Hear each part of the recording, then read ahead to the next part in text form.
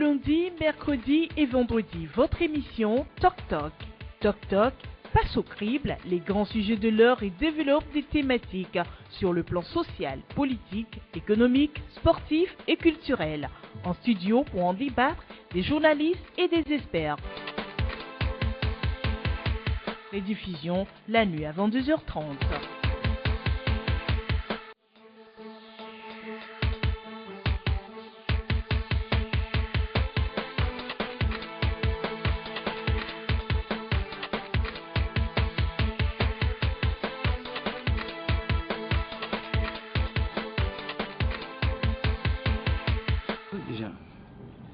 Lundi 19 septembre de l'année 2016, mesdames, messieurs, bonjour. C'est avec plaisir qu'on vous retrouve sur LCF et City FM pour l'émission Toc Toc. Ce lundi, nous recevons en studio deux confrères. Maxime Domigny, il est le directeur de la rédaction de l'Alternative. Bonjour Maxime. Oui, bonjour Junior, bonjour à tous les téléspectateurs. Maxime Domigny va débattre ce matin avec Ibrahim Acha, le patron du journal Le Temps Nouveau. Bonjour Ibrahim. Bonjour Junior, bonjour tous ceux qui nous suivent en ce moment. Dans la deuxième partie, nous aurons comme invité Gaspard Kodjo Baka. Il est le président du comité national Miss Togo. Avec lui, on fera le point de la 22e édition du Miss Togo qui a eu lieu le samedi 27 août dernier. Et on parlera des ratés, des acquis, des succès. Tout à l'heure, à 10h30, Gaspard Kodjo Baka sera avec nous. Avant tout chose, mesdames et messieurs, voici la une des journaux.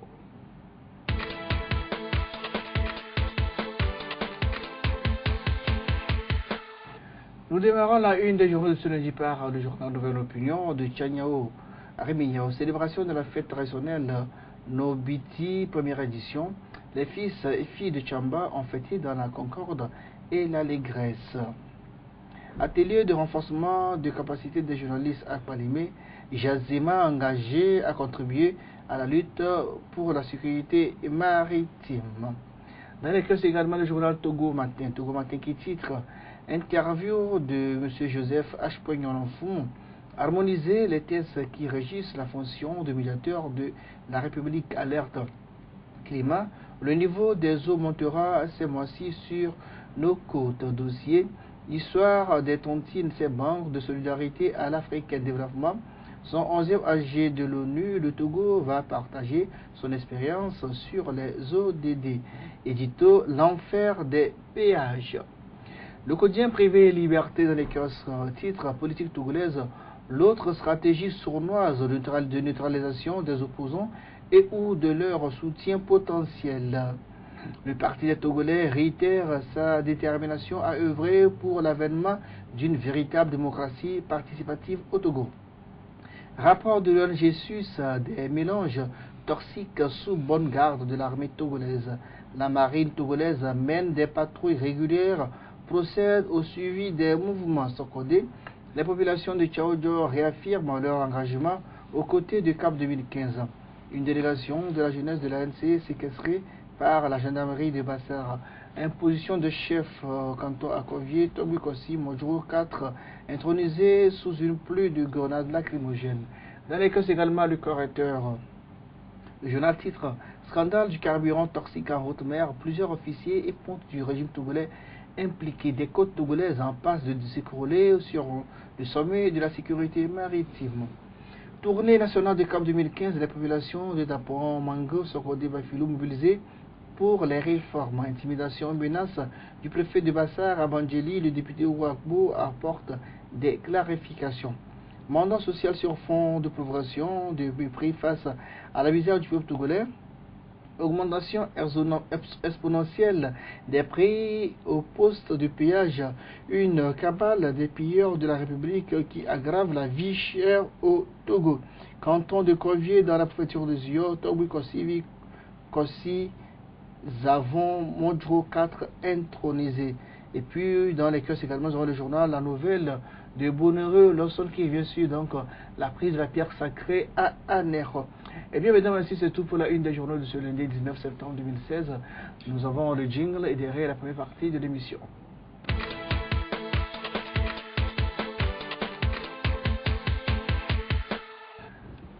Retour en studio avec nos confrères Maxime Dominier de l'Alternative, Ibrahim Machad est en nouveau. Rebonjour chez confrères. Bonjour. Nous allons démarrer par le dossier carburant toxique vendu ici en Afrique.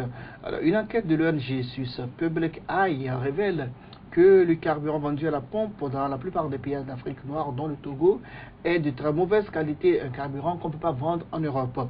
La teneur en soufre est de 200 à 1000 fois plus importante que la normale. La faute à l'absence de législation pour faire face à cette situation. Ibrahim Acha. Oui, c'est avec consternation que nous avons appris ces informations publiées par le cabinet d'études suisse que vous venez de nommer, c'est-à-dire Public Eye, et qui a révélé que le carburant vendu en Afrique était du carburant toxique, parce que mélangé à des produits qui normalement doivent créer des conséquences graves sur la santé des habitants.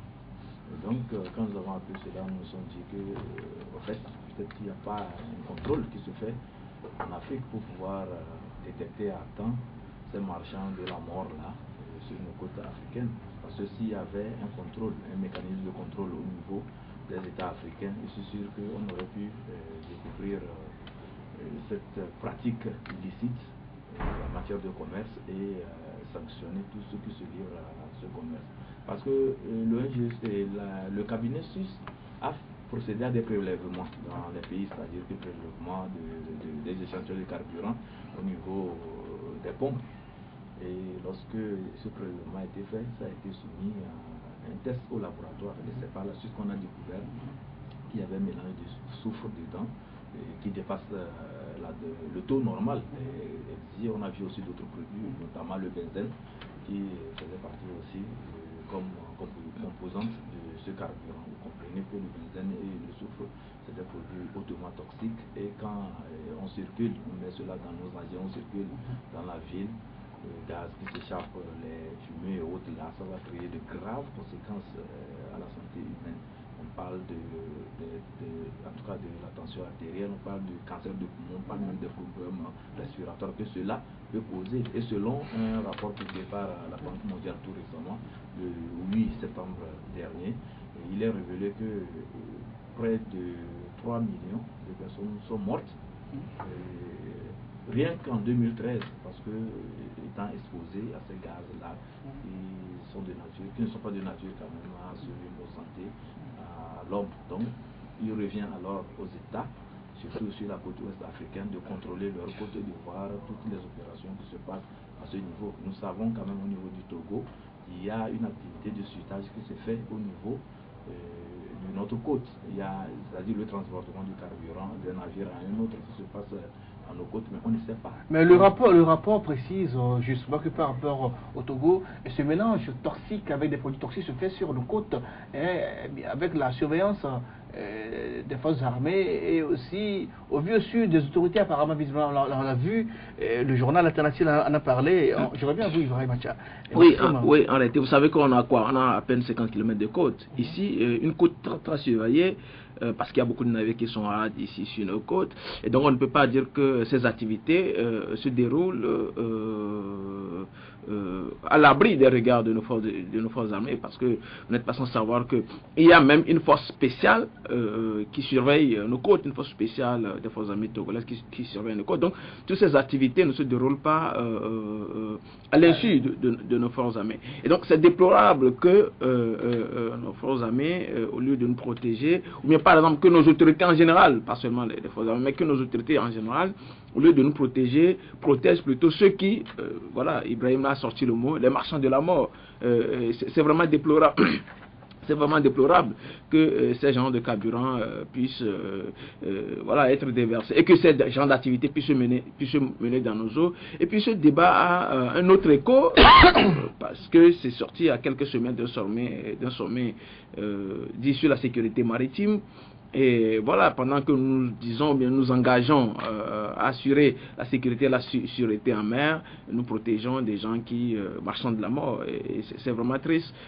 Voilà, et heureusement que ce rapport, que l'ONG suisse a décidé ce rapport, parce que ça fait longtemps quand même que beaucoup de personnes ont commencé par se poser des questions sur les activités en réalité qui se déroulent sur nos côtes. vous n'ignorez certainement pas le cas de ce navire qui avait explosé entre-temps sur notre côte ici. Je crois que ça doit faire quelques mois, 4, 5, 6 mois, qu'un navire avait explosé sur la côte. Les bruits même étaient entendus jusqu'en ville, à Baie. On ne nous a jamais donné des explications. Ça a pris feu. Ouais, on nous a jamais... Oui, ça a pris feu, ça a explosé. Et les gens même ont entendu les bruits ici. On ne nous a jamais donné des explications sur ce qui a provoqué ce genre d'activité.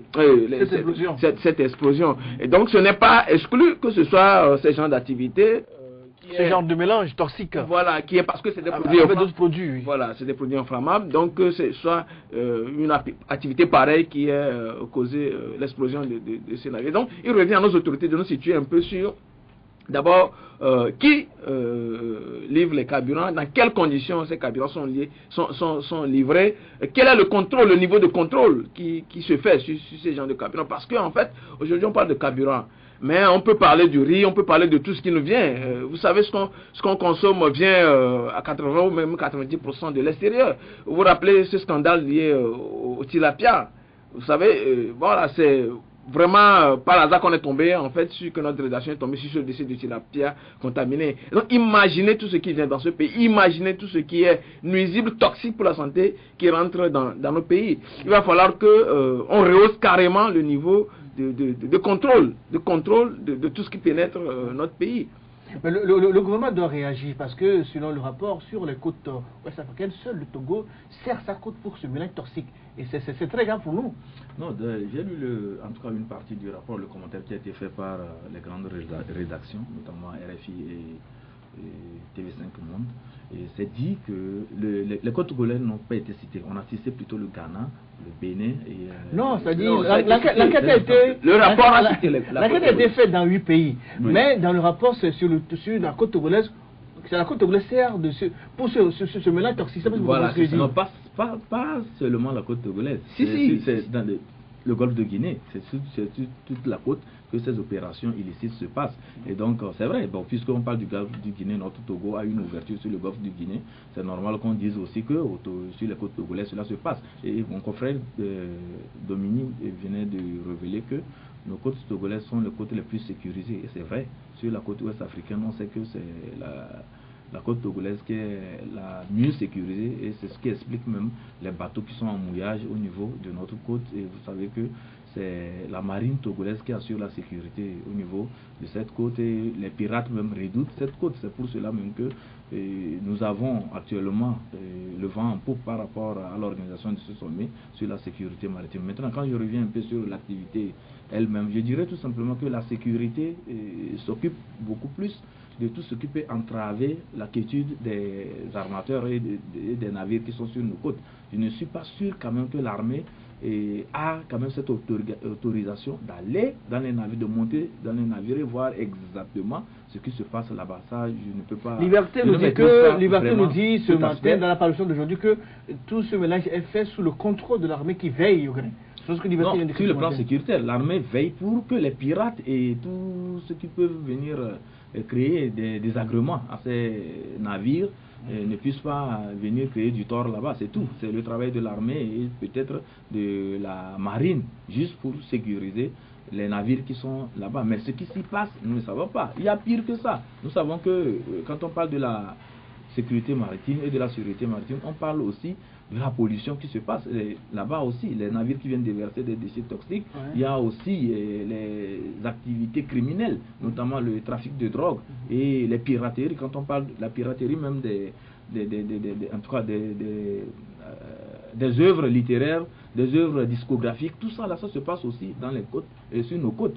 C'est fait dans les navires. Donc moi, à mon niveau, ce que je voudrais, c'est qu'il y ait quand même un mécanisme au niveau de notre État, qu'on ait cette possibilité d'envoyer les inspecteurs du commerce sur les navires pour contrôler ce qui se fait là-bas aussi, et voir éventuellement comment aussi les inspecteurs du travail aussi peuvent aussi voir ce qui se passe comme activité et qui puisse porter préjudice à notre côte et surtout à la santé aussi de nos populations. C'est très important. Juste deux mots pour dire qu'en fait le rapport a bel et bien cité la côte togolaise. Le rapport a dit que le navire quitte l'Europe pour première destination le Gibraltar, et du Gibraltar ils viennent mouiller dans nos eaux ici sur la côte togolaise. C'est ici que se font les mélanges. Maintenant, après, les navires partent pour desservir les autres pays. Et donc, c'est ainsi que se font les mélanges. Et c'est après le Togo qui lève ça a été cité. Je suis d'accord que, par exemple, ceux qu'on envoie plus sécurisés. Et je suis d'accord que, par exemple, ceux qui vont pour sécuriser les navires, tout ça, ne sachent pas ce qui se passe dedans. Mais les autorités togolaises ne peuvent pas dire qu'ils ignorent les activités qui se déroulent sur les navires. Puis s'ils le disent, c'est assez grave parce qu'on peut faire n'importe quoi sur les navires. Et puis nous avons des indices qui nous montrent que il y a plein de choses, ces mélanges qui se déroulent. Vous savez, les produits qu'on appelle généralement boudets qui sont vendus, il y a beaucoup. Souvent les gens pensent que ça vient seulement du continent, du Nigeria, du Ghana, mais il y en a beaucoup qui viennent de la mer, et donc de ces navires. Et donc ça veut dire que c'est des choses, c'est des pratiques qui sont là, et tout le monde sait que ça se déroule sur nos côtes. Mais comme je le dis, il va falloir que on contrôle vraiment tout ce qui vient dans nos pays. Pas seulement les produits, mais tout ce que nous mangeons. Vous savez, aujourd'hui, l'espérance de vie des populations en Afrique, surtout au Togo, font quoi, ça diminue. Parce que nous mangeons mal. Hein. Oui, parce que nous mangeons n'importe quoi. Mais c'est vraiment la poubelle qui est devenue le continent, surtout des pays qui n'ont pas un contrôle vraiment strict. Vous vous rappelez cette histoire de déversement de déchets toxiques en Côte d'Ivoire? Le Trafigura. Trafigura fait partie justement de ces compagnies qui font ce genre d'activités. Vous voyez, c'est assez grave. C'est assez grave qu'on puisse assister à ce genre de choses. Et puis il faut que nos gouvernants puissent sortir. Par exemple, au Togo, il faut que le gouvernement puisse sortir pour nous rassurer, nous dire ce qui s'est passé. Et s'il y a des failles, concéder, savoir et dire que bon voilà, nous reconnaissons qu'il y a eu des failles, mais nous prenons l'engagement de faire telle chose pour garantir la sécurité. Parce qu'en fait, il n'y a pas que la population, eux aussi font partie. On y reviendra, comme je l'ai dit, mercredi, on va revenir avec d'autres confrères ici parce que le sujet est d'actualité et sûrement que d'autres journaux vont en parler dans la semaine. On va parler d'autres choses. Augmentation des frais de péage. Un décret pris par les ministres des Transports, de l'économie et des Finances vient augmenter les tickets au poste de péage. Cette augmentation est de l'ordre d'environ 70%. C'est très impressionnant, il faut le préciser la chose. Et c'est passé de façon un peu discrète, sans aucune explication. Comment l'avez-vous accueilli, Ibrahim Macha? Bon, comme tout Togolais et usager de nos routes, en tout cas, je me suis dit que ça en est de trop, parce que nous sommes dans une situation où la vie chère dicte sa loi aux citoyens, et si on vient encore augmenter les frais de péage, je me demande quelle est cette politique qu'on est en train de conduire. Est-ce qu'on est en train de conduire une politique véritablement sociale pour amener les Togolais à se sentir à l'aise et surtout à faire face à tout ce qu'ils avaient comme lot quotidien. Je veux parler de la vie chère et de la pauvreté endémique qui sévit dans le pays.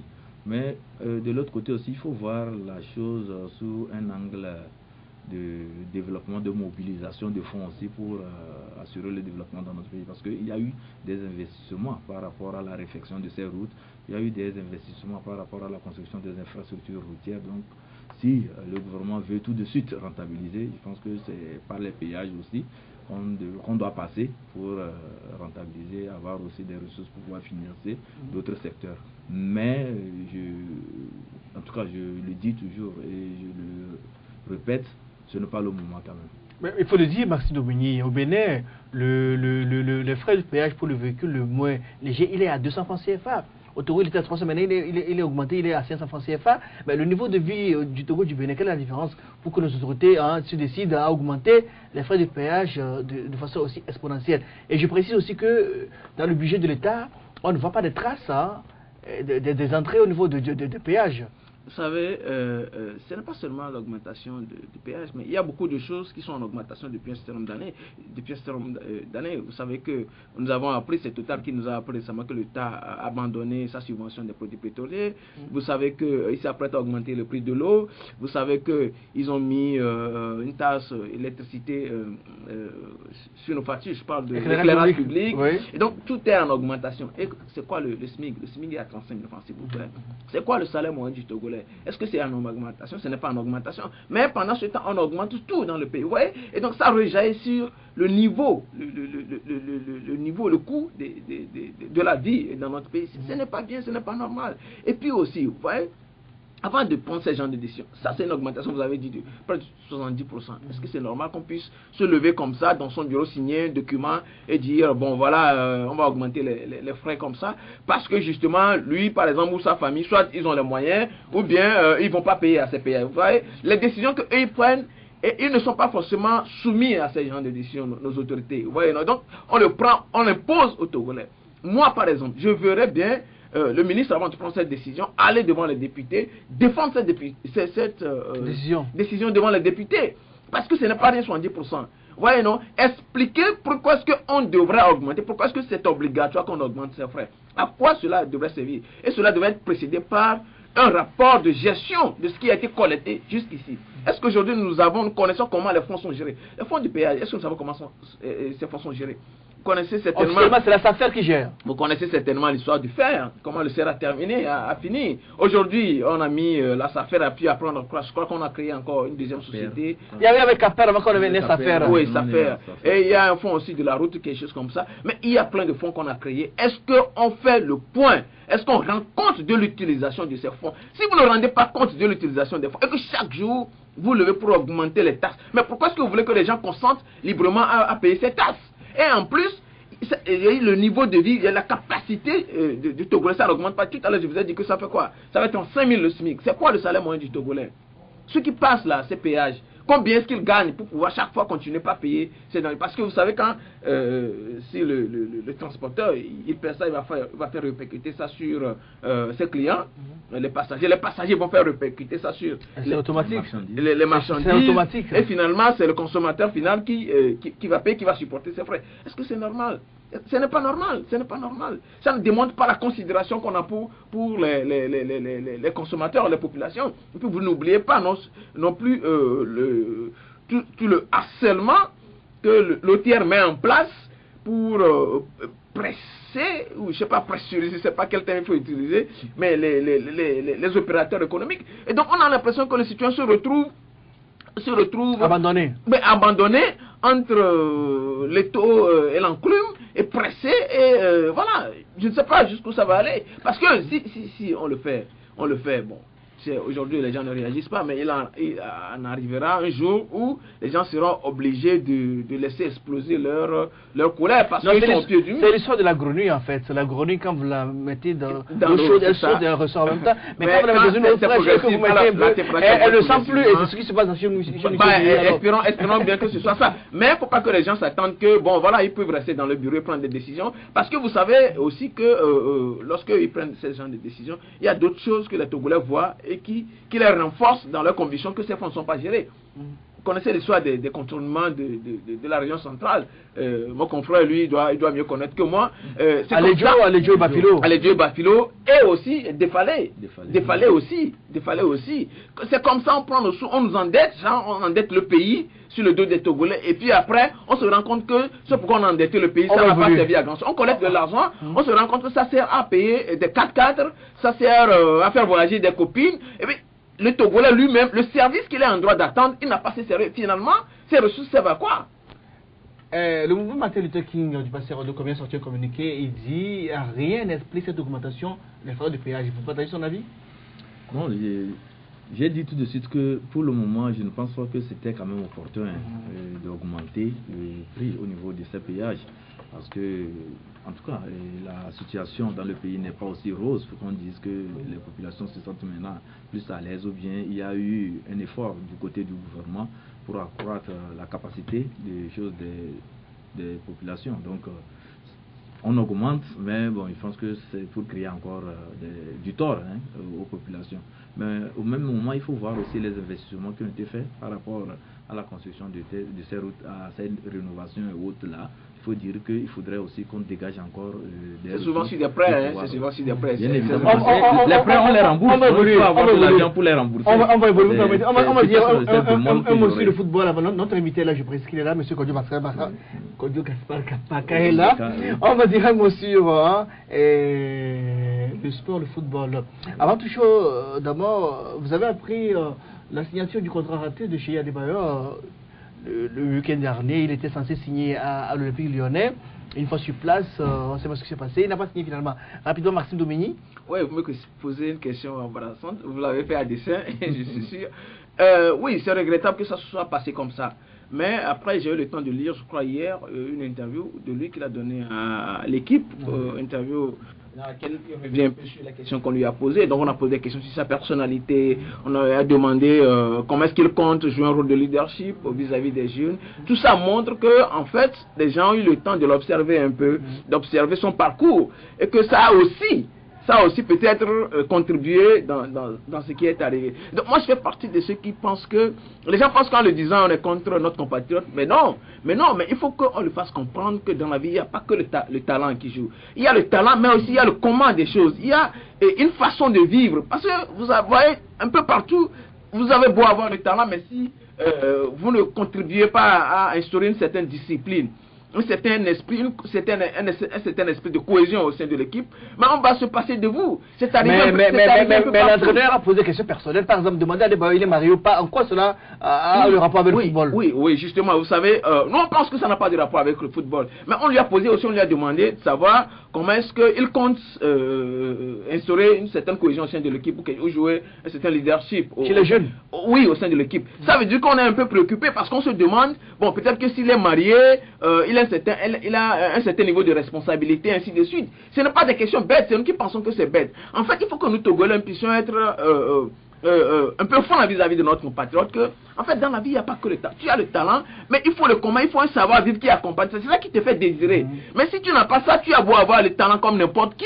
Et vous savez, un peu partout. Par exemple, la dernière fois au Brésil, vous avez appris certainement que l'ancien capitaine Thiago Silva, en Coupe du Monde, il a été privé après de son brassard parce qu'on a estimé qu'à un moment donné, il devrait jouer un rôle de leadership dans l'équipe. Il ne l'a pas fait. Juste à cause de ça, ce n'était pas de l'indiscipline caractérisée, mais juste à cause de ça, il a été privé de brassard. Au Ghana, ici, vous savez ce qui s'est passé. Mais dans le cas d'Adebayor, il n'est pas capitaine de Lyon quand même. Oui. Il y a un entretien avant de mais en fait, pas d'entretien d'embauche quand même. Personne ne veut prendre un espion, je dis un espion, un pion ou bien un élément qui va venir semer du désert dans son équipe, vous voyez, non? On n'est pas contre, mais il va falloir qu'il soigne un peu son image. C'est vraiment important. C'est vraiment important. La FTF parle de manque de respect envers Adebayor. Oui, il y a ça, mais il faudrait aussi que Adebayor aussi affiche un comportement qui puisse amener à le respecter. Comme c'est ce que disait mon confrère Maxime, il parlait du talent. Adebayor a du talent, c'est un grand joueur, c'est vrai, mais quand on intègre une équipe professionnelle comme celle de Lyon, il y a tout un ensemble, il y a beaucoup de choses qui entrent en considération pour l'épanouissement du club. Quand on l'a demandé s'il est marié ou pas, c'est très indispensable parce que pour gérer Adebayor, il faut aussi s'assurer qu'il a une famille. Tout ça, là, ça fait partie. Et en dehors de ça, il y a eu d'autres indiscrétions qui sont venues, en tout cas, éclairer la lanterne de l'opinion. On nous disait qu'Adebayor a réclamé un hélicoptère. Non. Ça, c'est une parodie. C'est une parodie. Non, ça, c'est une parodie. Non, je vous donne les vraies informations. C'est que le président Dolas n'a pas apprécié le fait que Adebayor arrive en France 2 jours plus tard. C'est du genre, il était attendu en France dans la journée de mercredi ou de jeudi, il est arrivé vendredi tard dans la nuit. Et ça, par exemple, ça fait partie de la discipline dont nous parlons. Vous permettez que je l'explique. Adebayor aussi s'explique parce que, écoutez, pour faire une telle signature, on ne peut pas quitter comme ça, arriver sur place sans que les choses ne soient calées au niveau des agents de joueurs. Alors l'agent devait caler tout le salaire, tout avant que l'Adebayor prenne l'avion. Mais c'est l'agent d'Adebayor. On est au Togo, c'est dans le temps d'Adebayor. Que l'avion décolle pour aller en France. Oui, mais s'il a un bon agent qui anticipe, qui fait des prévisions, je pense que quand on a parlé de cette signature-là, c'est pas un matin comme ça qu'on a décidé le lendemain, il doit aller signer. Et puis, Junior, vous savez très bien qui doit être fait en amont. Donc, s'il a un bon agent, une équipe solide qui est derrière lui, qui fait le management même de sa carrière, je pense que ça, là, c'est dysfonctionnement là. Et puis, Junior, vous savez très bien que Adebayor a la capacité de prendre un avion d'ici. Un jet privé d'ici quelques heures pour quitter le pays. Il en a fait dans le passé. Lui-même a dit que Lyon voulait lui envoyer un avion, mais il a dit non, c'est pas la peine, il va venir. Oui, voilà. Donc tout ça c'est pour dire qu'en fait, ici, sous les tropiques, on peut tolérer ces écarts, on peut dire non, ça ne fait rien. Mais ailleurs, les gens ne tolèrent pas ça. Voilà, parce que les gens se disent, si déjà il n'est pas encore rentré dans l'équipe, il se permet ces écarts. Le juif va rentrer dans l'équipe, mais quelle sera la situation? Encore que lui, il a un passé qui ne plaide pas pour sa cause. On n'est pas contre lui, mais il va falloir qu'on fasse preuve d'un minimum de discipline. Et puis, n'oubliez pas, il n'y a pas que Adebayor seul dans l'équipe.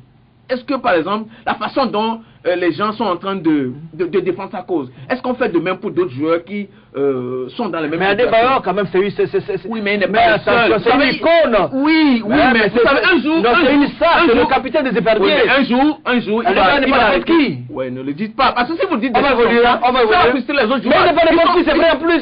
Mais c'est le seul ballon africain au Togo qu'on a eu. Oui, mais il est le meilleur joueur de tous les temps. Pourquoi on n'aligne pas lui sur le terrain? Pourquoi on est obligé de faire... Non, on va évoluer. On va évoluer. Sur le terrain, un jour, il va arrêter sa carrière. On va évoluer. Le Togolais va continuer pas à évoluer. Ouais, non. On va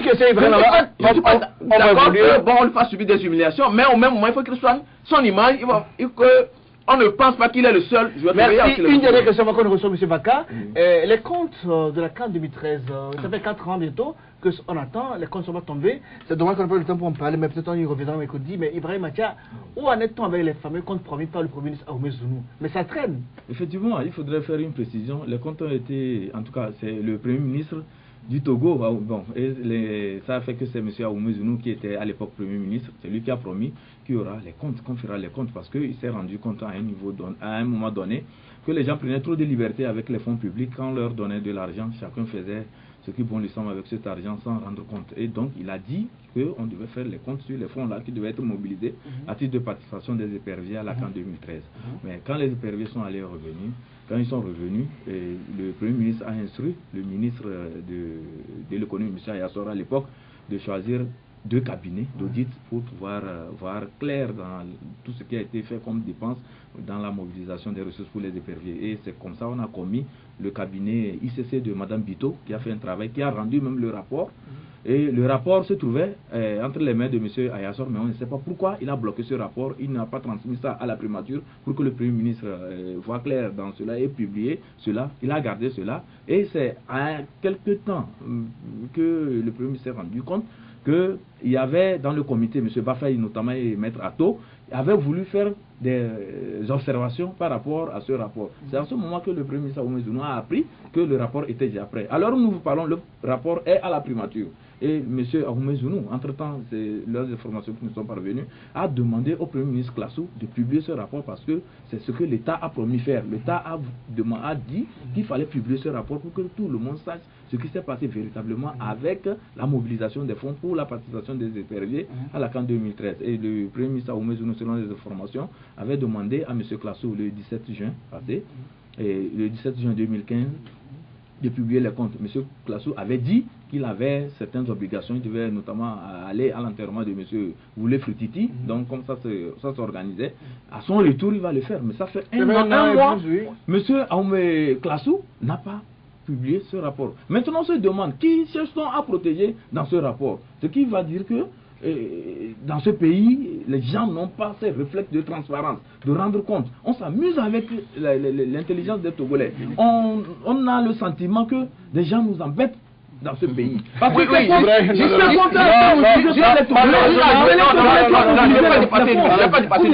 pourquoi les gens ne veulent pas? Et puis, ce que je veux dire, c'est que c'est M. Ahmed qui a pris l'engagement devant les Togolais. Il nous revenait en tant que Premier ministre. Oui, en tant que Premier ministre, il revenait de publier le rapport. Oui, je suis d'accord, je suis d'accord. Je suis d'accord. Mais il ne peut pas dire que c'est le ministre, c'est un ministre des Finances qui a retenu le rapport parce que c'est lui qui a pris l'engagement. Il doit mettre tout en œuvre parce que le ministre n'est pas son supérieur. Mais quand même, le ministre Ayassor. Maintenant, ce n'est pas fini. Maintenant, que lui n'est pas là, et les autres, ils attendent quoi pour publier le rapport? Il y a des gens plus puissants que le Premier ministre. Merci, cher par rapport auquel les Premiers ministres sont obligés d'observer. La pause, nos invités, M. Gaspard Kodjo Baka, le président. Et dans ces conditions, il ne faut pas qu'on vienne demander aux Togolais de cotiser encore.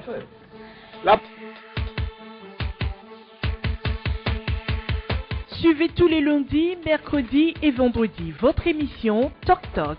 Toc Toc passe au crible les grands sujets de l'heure et développe des thématiques sur le plan social, politique, économique, sportif et culturel. En studio pour en débattre, des journalistes et des experts. Rediffusion la nuit à 22h30.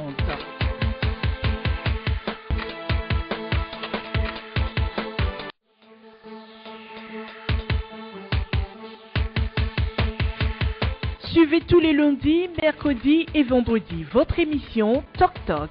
Toc Toc passe au crible les grands sujets de l'heure et développe des thématiques sur le plan social, politique, économique, sportif et culturel. En studio pour en débattre, des journalistes et des experts. Rediffusion la nuit à 22h30.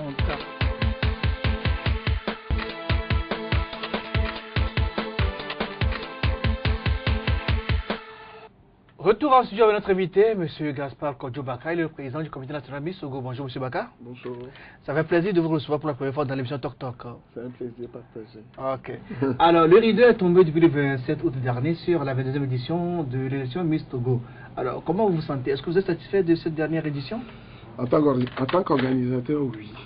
C'est clair. Bon, évidemment, il y a quelques insuffisances et imperfections qu'il faut encore corriger. On parle de 22e édition, c'est beaucoup et peu à la fois.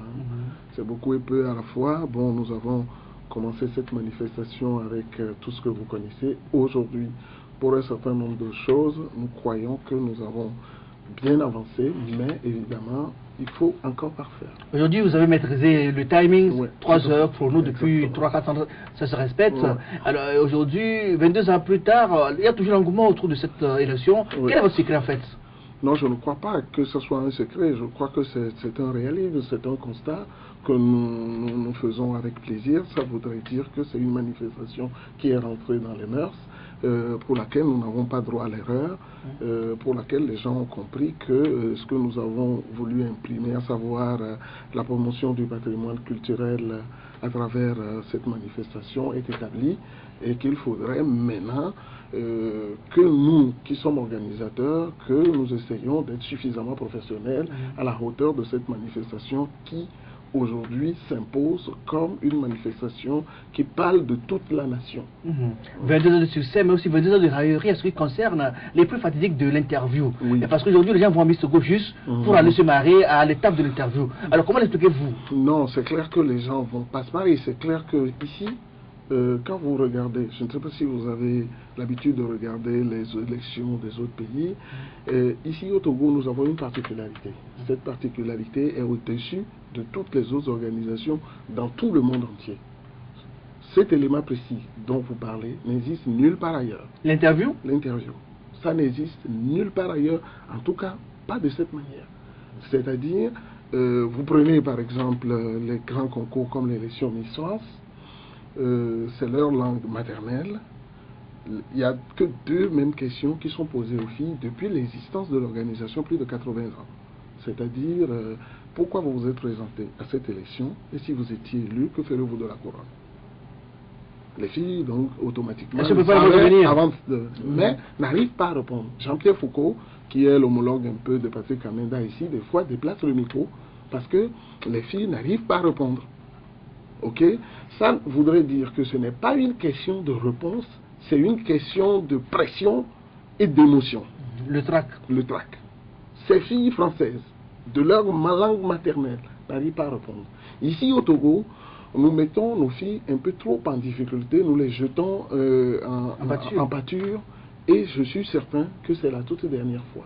Et jusqu'à la dernière édition, nous organisateurs, nous aussi nous avions cru que c'était une question de hauteur de la question, difficulté de la question. Et on sait, en essayant de leur donner la thématique, en les aidant un tout petit peu, mais nous nous sommes rendus compte, avec ce qui s'était passé la dernière fois, que ce n'était pas du tout une question de facilité ou difficulté de la question. C'est une question, vous voyez ces jeunes filles, je vous explique un tout petit peu rapidement. La Côte d'Ivoire, je reviens, la Côte d'Ivoire fait quoi? Victor fait quoi depuis plusieurs années, 10 ans maintenant? Il donne par exemple, la dernière fois ils ont dit la réconciliation nationale. Il dit ça aux filles pendant un mois, les filles viennent et récitent. Ici c'est réel, au Togo c'est réellement un concours, un vrai concours. Où à cette étape-là, les filles doivent répondre. Vous allez supprimer ça? Nous allons, je vais vous dire la formule. C'est vrai qu'on a fait quelques erreurs. Ce que nous aurions dû faire par exemple, vous voyez les filles, quand elles étaient 20 et qu'elles sont arrivées à 10, vous imaginez l'émotion, le public? On ne devrait pas les faire tirer déjà la question. Elles devaient retourner en coulisses. Au moins nos jeunes filles qui n'ont pas d'abord, c'est pas leur langue, qui n'ont pas l'habitude des micros, qui n'est pas évident. Vous savez, quand vous montez sur ce podium, moi ça fait 22 ans, quand vous regardez ce public, des fois vous oubliez votre nom. Vous allez faire l'essai une fois. Ce que nous devrions faire... On a l'impression que vous dédouanez vos miss. Non, nous ne les dédouanons pas. Je veux que vous et nous nous mettons d'accord sur quelque chose. On est d'accord. Je vous ai donné des exemples de la France et de la Côte d'Ivoire. Pourquoi vous parlez de dédouanement? Pourquoi vous n'avez pas parlé de la France? Je vous parle de leur langue maternelle. Où on leur pose deux mêmes questions depuis... Monsieur le Président, vous avez parlé de beauté plastique. Non, attends. Pourquoi ils ne le font pas?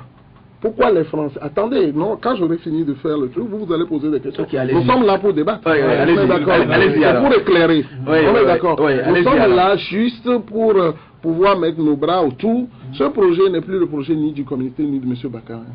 Ça, vous ne devrez pas l'oublier. Parce que quand nous allons à l'international, ils ne disent pas M. Bakar ni comité ni Togo. Ils disent le Togo. Mais donc, ensemble, voilà, non, une initiative, ça ne veut rien dire. Au départ, vous croyez que moi je croyais que moi je ne vis pas de ça. Hein.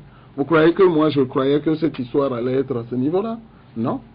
On est d'accord. C'est pour ça que je dis qu'ensemble, nous devons, voilà, c'est-à-dire... Voilà, et après vous posez les questions pour éclairer, pour qu'ensemble nous fassions évoluer cette manifestation. Nous avons quelques idées. C'est vrai que nous, par exemple, jusqu'à l'année dernière, comme on avait cru qu'en leur donnant la thématique, en travaillant un peu le moral, ça devrait aller. On s'est rendu compte que ça n'a pas marché du tout. Voyez-vous, la fille qui avait dit le charbon l'année dernière, vous savez que c'est elle qui a le mieux répondu cette année. Mais pourtant, elle n'a pas eu la couronne. Voilà. Et les gens ont critiqué le comité. Voilà. Pourquoi donc? C'est elle qui a, vous savez, elle a compris donc la psychologie de l'organisation. Elle s'est mise dans la tête qu'en ce moment précis, il faut gérer le stress. C'est elle qui a répondu le mieux cette année. On est d'accord. J'aurais voulu au moins que les gens la félicitent un peu, que les gens comprennent que c'était une question de stress. On a compris déjà depuis le campement que cette fille était très sereine. Très sereine. Totalement sereine, différente des autres. Vous l'espériez sous la couronne? Moi, bon, vous savez, moi, ça s'impose à moi. Mais c'est vrai qu'elle a tellement fait son truc au point où, bon, enfin. Elle a mérité. C'est une autre histoire, on reviendra là-dessus tout à l'heure. J'aurais bien voulu que les gens essayent de... Voilà, ils n'ont pas fait, ça c'est pas grave. Voilà. C'est-à-dire que ce que nous avons cru, qu'en leur donnant la thématique, que les filles se retrouvent mieux, elles n'ont pas pu le faire. On s'est dit, aïe mince, on aurait pu, quand on les avait appelés à 10, les faire retourner, faire passer deux morceaux, les faire gérer le stress avant de les faire revenir, éventuellement. On est d'accord. Ça aurait pu les aider mieux. Parce que, vous savez, allez, c'est ces questions philosophiques que les gens croient que c'est facile. Après, vous les appelez. Elles sont sous le coup de l'émotion. Vous leur donnez ce panier-là. Regarde, le public est tire, je vous assure. Il ne faut pas que l'organisation fasse encore ça. Que comptez-vous faire? C'est-à-dire, comme on a parlé de beauté, bon, Victor Yapopi me dit, oh, Gaspard, toi aussi, ici on parle de la beauté, tu embêtes tes filles. Alors, on se dit, on va l'année prochaine essayer de faire des messages aux filles. D'accord? Nous allons dire aux filles, à une fois retenu casting ou régional, nous allons leur demander de préparer des messages à l'endroit de la nation. Ça peut être sur l'environnement, la sécurité routière, le sida, enfin, pas comme la Côte d'Ivoire, hein, pas le même message. Mais divers messages. Le message de leur choix. Le message de leur choix. Que nous essayerons d'encadrer pour éviter des messages politiques. Mais là, au présent, on risque de bûcher les tests pour venir. Hein. Oui, on l'a vu à Miss Bénin tout récemment. Non, Miss Bénin, pourquoi vous ne parlez pas de la Côte d'Ivoire? La Côte d'Ivoire est pire. Est-ce qu'avec la nouvelle décision, la même formule que vous adoptez, est-ce que vous ne pensez pas que c'est tiré en fait Miss Togo vers le bas? Parce que vous avez tout à l'heure vous félicitiez d'être au-dessus des autres Miss. Maintenant, ce qui vous donnait cette supériorité, vous êtes sur le point de supprimer cela. C'est pour ça que je vous dis que nous avons ces 2 ou 3 hypothèses. C'est-à-dire, où, une fois appelés, on les fait repartir, on fait passer 2 morceaux, on les fait revenir pour tirer, par exemple, pour essayer de calmer. Mais le vrai problème, la vraie difficulté, contrairement à la France, à la Côte d'Ivoire, même au Bénin, on n'écrit pas sur les filles. Même au Bénin. Au Bénin, une fois, on a posé une question à la mise sur la couche d'ozone. Elle n'a pas pu répondre. Elle était en difficulté. La présidente du Chili s'est levée et a retiré la question, lui a reposé une question, et c'est cette fille qui a été élue. Devant tout le monde, devant nous tous. Oui, mais c'est un contexte togolais que nos ministres n'ignorent pas. On a vécu dedans, on a évolué dedans depuis le peuple ouvert. Voilà, ne parlez pas de contexte togolais. Faisons en sorte, nous sommes devant une organisation mondiale, comme on le dit maintenant avec l'Internet, la TVT qui est sur câble, etc. faisons en sorte, comme les gens l'ont dit, à dessein d'ailleurs, ne jetons pas l'image de notre pays. Les gens ont l'impression, c'est-à-dire que les gens vont très vite. Par exemple, une fille a parlé des plastiques qui provoquent l'inondation, les gens ont crié, ont mis sur les réseaux. Est-ce que c'est faux?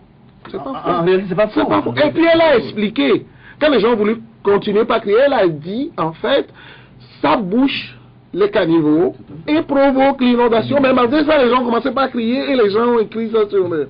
C'est-à-dire que les gens ne cherchent pas à aller au fond de questions. Les réponses, quoi. Et commence tout de suite par mettre la pression. Déjà, quand elle avait voulu commencer par expliquer, les gens commençaient par crier, elle était complètement... voilà. Mais est-ce que vous savez que les railleries vont cesser avec la nouvelle formule? Non, je ne sais pas. C'est pour ça que je dis que nous avons 2 ou 3 hypothèses. Nous sommes ici pour répondre. Regardez, la fille qui a dit faune et flore. Quand vous regardez bien, quand vous écoutez, quand vous réécoutez, c'est pas qu'elle a eu faux. Elle a bien défini les deux, mais elle a interverti. Oui, c'est ça. Les définitions étaient parfaites, mais elle a interverti. Donc c'est la pression. Et ça fait partie du jeu. Voilà, cette pression. voilà. Et c'est-à-dire, même si ça fait partie du jeu, qu'est-ce qui se passe? Après, les gens nous reprochent que l'image du Togo est jetée. Bien sûr. On est d'accord, on est d'accord. Donc, qu'est-ce qu'il faut faire? C'est pour ça qu'ensemble, nous n'avons pas le monopole du savoir. On est d'accord, ce n'est pas le comité, c'est-à-dire que c'est une histoire qui nous dépasse aujourd'hui. Je viens de vous parler de 3 hypothèses. Le lendemain, nous avons débriefé à chaud. On est d'accord, pour que tous les éléments soient présents dans nos têtes. Et dans nos têtes, nous avons débriefé à chaud, c'était dur.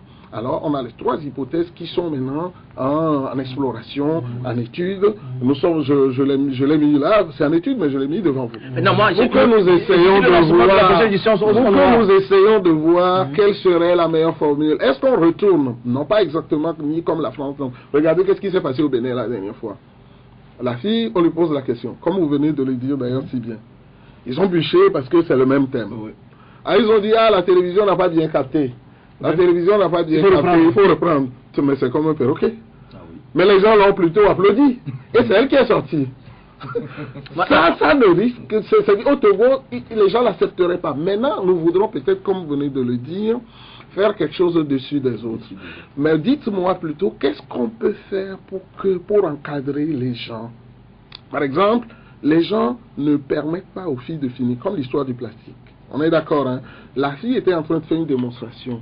Au lieu de la laisser, dès qu'elle a dit les plastiques provoquent l'inondation, heureusement qu'elle a eu le courage de continuer malgré les railleries pour dire, en fait, je voudrais dire que ça bouche les caniveaux mais les gens continuaient toujours pas.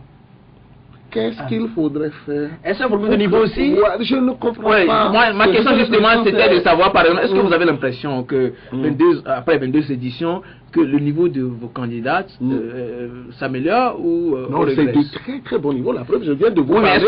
Je parle de l'évolution. Non, je parle de l'évolution. Ça évolue très très bien. Je viens de vous parler de Stéphanie, qui est en 4e année d'expertise comptable. On est d'accord. Alors, non, je ne parle pas forcément de niveau, non, pas le niveau étude, non, de l'expression. L'expression, la culture, la capacité de gérer ces genres de moments, ces genres de stress. Non, mais je vous retourne la question justement. Regardez cette même fille qui nous a fait la démonstration d'une année sur 2, qui est rentrée dedans les 2 pieds devant, avec un parfait français. On est d'accord. J'aurais simplement voulu, si les gens... De toute façon, je n'ai pas envie de critiquer que ce soit, c'est nous qui organisons. Les gens demandent simplement à avoir une belle soirée parfaite. Et après, vos raisons, vos discussions, vos dédouanements, vous... Président, on va rester à ce niveau. Pourquoi, après avoir répondu à la question, on n'a pas pris comme ministre et une autre entrée? Quelles sont les critiques qui sont en jeu? Il a dit tout à l'heure que c'est une beauté plastique et intellectuelle. On est d'accord. C'est-à-dire une Miss. À ce moment précis, les membres du jury savent qui sera la Miss. Ce n'est pas la question justement. C'est pour ça que là, il faut faire attention. Ce n'est pas la question. À ce niveau-là précis, quand les filles arrivent, c'est une sortie pour 2 notes. La beauté plastique et la beauté intellectuelle. À ce moment précis, doit sortir la Miss. Vous regrettez qu'elle ne soit pas devenue la Miss? Oui, un peu. C'est vrai. Comment se fait le notation? Non, c'est-à-dire que la beauté plastique est au-dessus de la beauté intellectuelle. Ah bon. On est d'accord, puisque comme vous l'avez dit, comme Victor me l'a dit la dernière fois, on dit Gaspard, arrête ton histoire, on parle de Miss quand même, arrête d'embêter ces filles. Ok? À ce moment-là, les membres du jury, c'est vrai que celle qui a été choisie est jolie. Elle parle très bien le français. Absolument. C'est-à-dire que le jury a un avantage de les côtoyer mieux que vous. Elle parle un parfait français. C'est une de vos... elle est en troisième année ou je ne sais pas de journalisme. Elle parle un parfait français. C'est-à-dire que les gens se sont dit, c'est pas que vos questions pour un champion là qui ferait qu'on ne la prendrait pas. Ok, elle a tout pour être unique. 1m83, belle, intelligente, tout ce que vous voulez. Ce n'est pas parce que... Et ça aussi, les gens critiquent qu'elle vient de la France pour prendre la couronne ici. Non, ça ne veut rien dire. Non, ça ne veut rien dire. Et Nathalie Montgolfier, vous dites quoi là? Nathalie Montgolfier est venue directement de Paris, mannequin de son état, est venue prendre la couronne. Déjà, c'est un classique dans toute la région. La dernière fois, chez Victor, au Bénin et partout, on a Miss Côte d'Ivoire États-Unis, Miss Côte d'Ivoire Allemagne, Miss Côte d'Ivoire France, et Miss Côte d'Ivoire de je ne sais pas où qui sont venus. On est d'accord, et c'est la Miss Côte d'Ivoire Allemagne qui a failli sortir, qui est sortie première d'Auxine. On est d'accord. Et puis ici, c'est la 4e ou la 3e fois qu'elles sont venues que la Miss Togo France est arrivée. Il y en a une qui n'est même pas sortie au premier tour. Il y a l'autre qui est venu au deuxième tour, qui a été balayé, et celle-ci a été élue. Point. Ça, c'est pour intéresser la diaspora, en fait. Monsieur Gaba, une autre question. Est-ce que vous avez eu le temps, par exemple, de faire des évaluations pour savoir ce qui attire les jeunes filles dans Miss Togo, les candidates? Oui, bon, j'ai comme impression... Qu'est-ce qui les attire le plus? Voilà, j'ai comme impression que c'est un rêve de jeune fille. On est d'accord. Par exemple, la fille qui venait d'être élue n'a pas besoin de ce concours. Si c'est pour vivre sa vie de tous les jours, si c'est pour vivre, je m'excuse, hein, si c'est pour vivre sa vie de tous les jours, en tout cas, elle a le nécessaire. Elle a vraiment. Et il y a Deborah Bassouka dont les deux parents sont médecins. On est d'accord. Maman est médecin, papa est médecin, maman est française, papa est togolais, ils sont tous les deux médecins, c'est des gens nantis. Enfin, nantis, excusez-moi. Ils ont le minimum. On est d'accord. Ils n'ont pas besoin forcément de ce concours pour vivre. D'autres personnes, pour d'autres raisons, viendraient. On parle de la majorité, en fait. La majorité qui attire la majorité. C'est-à-dire, vous savez, les gens considèrent un peu le concours aujourd'hui comme un tremplin. Beaucoup de jeunes filles qui se disent, voilà un ascenseur, pourquoi pas, je suis grande, jolie, intelligente. D'autres personnes me disent, m'incitent d'aller. Ça peut être un ascenseur. On l'a vu avec elles sont 22 aujourd'hui. On en a vu certaines qui en ont vraiment bénéficié. Et puis une autre question aussi, il paraît que nos officiels posent parfois des regards particuliers sur vos filles. Qu'est-ce que vous répondez à ça? Non, c'est-à-dire ce que vous dites. Vous avez compris un peu le point de ma question? J'ai très bien compris. Ce que vous dites n'est pas faux. On est d'accord. Je ne vous dirai pas que ce soit faux. Parce que quand vous parlez des autorités, vous parlez des hommes, hein. On est d'accord. Pourquoi vous ne me demandez pas si moi-même je porte pas des yeux sur les filles? Bah allez, je vous la pose là. Je vous la pose là. Est-ce que vous êtes arrivé? Bien sûr, parce que je suis un homme. Hein. Il y a des filles qui arrivent. Vous êtes arrivé. Des filles, je dis, oh mince alors. J'aurais dû ne pas venir ici après. Tu comprends? Voilà. Quand vous le dites, quand vous serez à ma place, peut-être que vous n'aurez pas le courage. Non, il a déjà fait. Non, mais attendez, il faut le démontrer. Non, par rapport à l'organisation, nous avons remarqué que vous avez supprimé les phases régionales et autres. Non. C'est quoi, au fait, le problème? Non, je vais conclure avec ce que vous avez dit pour les autorités ou pas les autorités. On est d'accord ou pas moi. C'est-à-dire, quand on le dit, c'est-à-dire que je n'ai pas d'éléments précis à opposer aux autorités. On est d'accord. Mais je répondais en disant que c'est des hommes.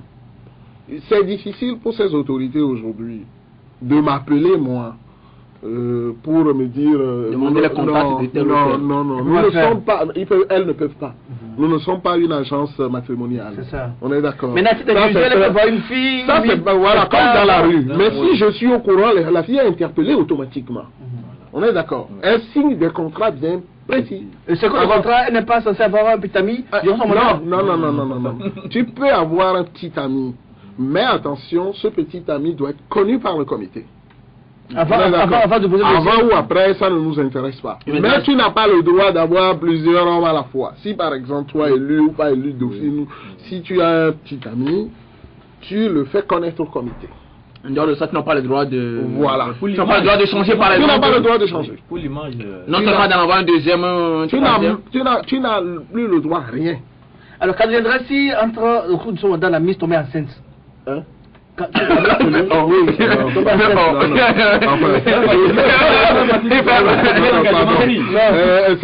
bien. C'est une éventualité. Non, mais là, on n'aura plus. Mais ça, c'est hier. Comme ça, maintenant que tu l'as dit. Vous allez intégrer. Mais ça peut arriver. Ce n'est pas encore arrivé, mais sa question est pertinente. Elle est pertinente et nous allons y travailler et il faudrait faire attention. C'est vrai. Bon, maintenant, c'est la vie. Alors, on va revenir maintenant au régional. Ça fait 2 ans que vous faites le casting. Voilà, et le casting, c'est vrai. Bon, ça arrange de que ça n'arrange pas d'autres. Alors, pourquoi ne plus faire cette fête-là régionale dans tout le Togo pour que tous les Togolais se sentent concernés, soient vivés par cet événement? Exactement. Vous, les journalistes, vous demandez la chose et son contraire. Vous avez toujours demandé, M. Bakar, quelles sont les innovations de cette année? Pourquoi vous faites les mêmes choses? Enfin, nous avons remarqué, le Ghana et d'autres pays font le casting.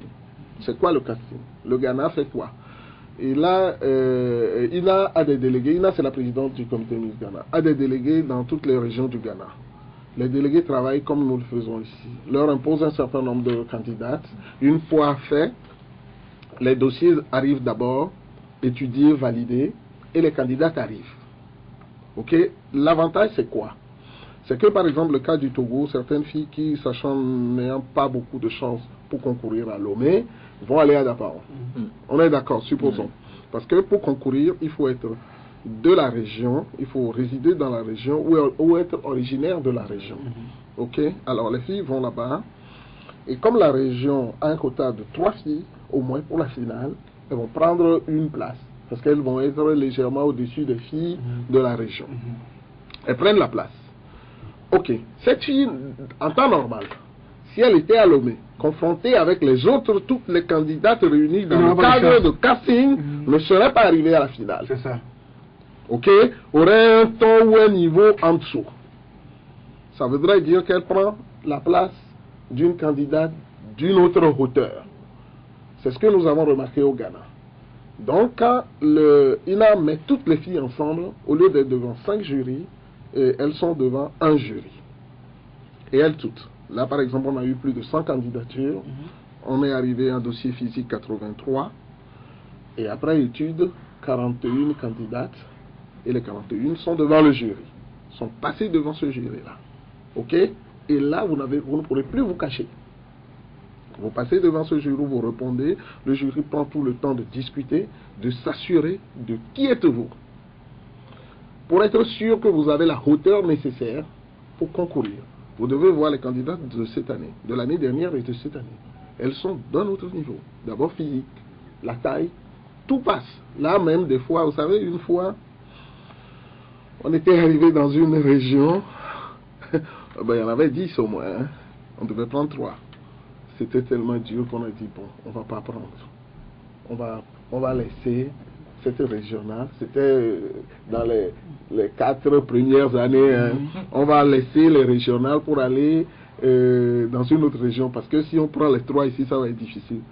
Je crois qu'on n'a même pas, bon, et puis bon, on a annulé presque, c'était un vendredi, le samedi on a annulé, on dit, bon, on a expliqué, je vous dis, on n'a pas encore quitté la ville, hein. On était à quoi, 10 km, on était sortis de la ville, nous sommes retournés un dimanche, faire la soirée, hein. La population a réagi comment? Quoi? La pression. Comment? On m'a appelé pour savoir si c'est moi qui fais le découpage géopolitique du pays. On te présente des filles qui sont nées 9 mois après. Toi, tu dis que tu n'as pas fait quoi? Allez. Vous recevez souvent ces informations. Vous confirmez les informations. Non, ce n'est pas. Les gens ont raison. Comment ça? Les gens ont raison. C'est vous qui avez mis les critères. C'est nous qui avons mis les critères. On est d'accord. C'est vrai que le problème, c'est qu'au début, les gens n'ont pas très bien compris. Quand on a dit belle coiffure, tout ça, les gens ont coupé les cheveux aussi. Tu comprends? Donc, on s'est dit que ça, tu comprends, ce n'est pas une question d'interférence. C'est une question. Cette petite chose peut provoquer. Mais ça en t'a une quand même. Oui. C'est quand même une interférence. Non, ils nous ont rappelé à nos critères. Ce n'est pas une interférence. Donc c'est vous qui avez voté alors. Voilà. C'est pour ça qu'on est dans la région. C'est pour ça qu'on a voté. Nous avons voté. C'est pour ça que si nous n'avions pas voté, on leur aurait imposer notre point de vue. C'est déjà arrivé plusieurs fois. Ou quand tu ne demande quelque chose, je prends le dossier, je vais te voir. Vous en recevez souvent ces gens de pression? Oui, les gens demandent à savoir. C'est comme vous, vous demandez à savoir. Quand vous réagissez, voilà, quand vous demandez, voilà, non, moi, ici, les gens, quoi que les gens disent, moi je ne reçois pas de pression. Président, une dernière question avant qu'on se quitte là. Alors vous parlez de critères, vous avez dit que la taille est exigée, mais on a vu lors de la dernière élection, il y a une des filles sur qui les gens ont misé, les gens votaient pour elle, mais elle a été éliminée au premier tour et quand elle s'est renseignée, on lui a dit c'est sa taille qui a posé problème. Alors comment se fait que ça c'est je pas de raison numéro 3. Voilà. Alors pourquoi ne pas lui dire au début que sa taille ne fait pas l'affaire? Non, c'est vous qui dites que vous êtes renseigné auprès de qui? C'est moi, non? Non, c'est de non, mais vous êtes renseigné. Est-ce que c'est le cas? Est-ce que c'est le cas? Est-ce que ça non, ce n'était pas le cas. C'est simplement parce qu'elle n'a pas été... Elle était 20 ans. Elle n'a pas... On ne m'a pas dit... Vous savez, un jury a le droit de donner 0 à une fille. Mais le 0 élimine automatiquement la fille. Ok? Alors, voilà. Si jamais vous devez vous donner 0, vous devez le justifier derrière la copie. Si votre justificatif n'est pas recevable, on rejette. Et on réintègre. Et si on donne 1? Tu peux donner 1. On ne justifie pas. On ne justifie pas. Qu'est-ce qui se passe? C'est-à-dire, pour répondre à votre question, il n'y a pas eu ce problème. Parce que c'était déjà arrivé. Hein? Parce qu'une fois, une fille a été enceinte, nous, on ne le savait pas. Quelqu'un allait glisser dans les oreilles d'un membre du jury. Par hasard? Voilà, il lui a donné 0. Et a justifié derrière. D'accord? Ah oui. Et la fille l'a confirmé après. On est d'accord, la fille n'a pas su pourquoi elle a été éliminée, après on l'a convoquée et elle a validé puisque c'est avec des éléments précis. Ok. Une dernière question avant que... C'est pas tous les jours qu'on a M. Baka. Aujourd'hui, on a une dernière question. Ça n'a rien à voir avec Mr. Go. Vous connaissez bien Wassem, vous êtes actionnaire. Oui, Qu'est-ce que vous faites en fait pour améliorer la situation de ceux qui travaillent à Wassem ou à ceux qui vous c'est-à-dire ce que ça, je n'ai pas compris des Togolais aussi. Mais c'est comme ça. C'est peut-être que les gens veulent comprendre. Les gens ont raison. Vous savez, les gens ont publié nos noms dans les journaux. Et ça, c'est rien de caché. Quand tu es actionnaire dans une entreprise. Oui, non, ce que nous aimons savoir, c'est que... Attendez, je finis d'abord ça d'abord. C'est-à-dire, si tu es actionnaire, ça se publie, hein. Ça se publie partout. Ce n'est pas que si tu es actionnaire avec Ecobank ou ailleurs, tout le monde doit le savoir. C'est pas que ça soit caché. C'est-à-dire, c'est l'impression que les gens ont donnée aux gens croyant que... Et en plus, quand par exemple je dois prendre mes dividendes, vous savez comment ça se passe? Ça passe par le filtre notarié. Où le notaire, le brut, vous dégraisse et vous donne le net. C'est-à-dire, moi, ce que j'ai pris, toutes les charges fiscales sont dégagées. On me donne que le net.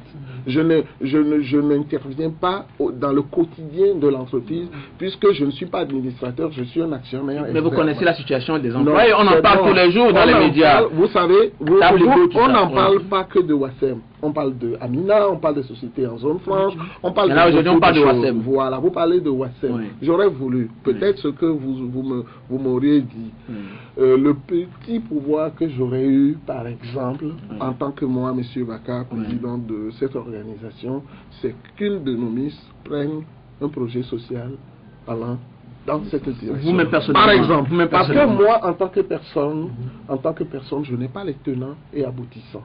On est d'accord. Il y a la réunion des voilà. C'est-à-dire la réunion des actionnaires, c'est juste pour nous parler des résultats. Ça, c'est la réunion des administrateurs.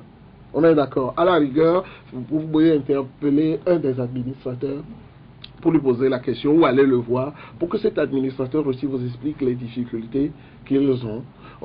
Avant, il n'y avait même pas d'administrateur réel. Maintenant, on a fait nommer il y a 2 ans, à la dernière rencontre, un administrateur qui puisse défendre les intérêts des Togolais. Oui, mais non, c'est moi, c'est ce que je vous ai dit. C'est-à-dire, dites-moi de demander à une de mes miss de s'intéresser. Pas seulement la miss, Massif n'était pas si présent, on vous permet de faire la conclusion. Non, la conclusion est que je suis très heureux d'être là, d'avoir échangé avec vous. Je ne savais même pas que ce serait un débat. C'est même une surprise agréable pour moi d'avoir eu mes 2 compatriotes qui en est sorti mieux que la Miss, hein? Non, vous allez avoir la chance de les rencontrer. Vous serez agréablement surpris.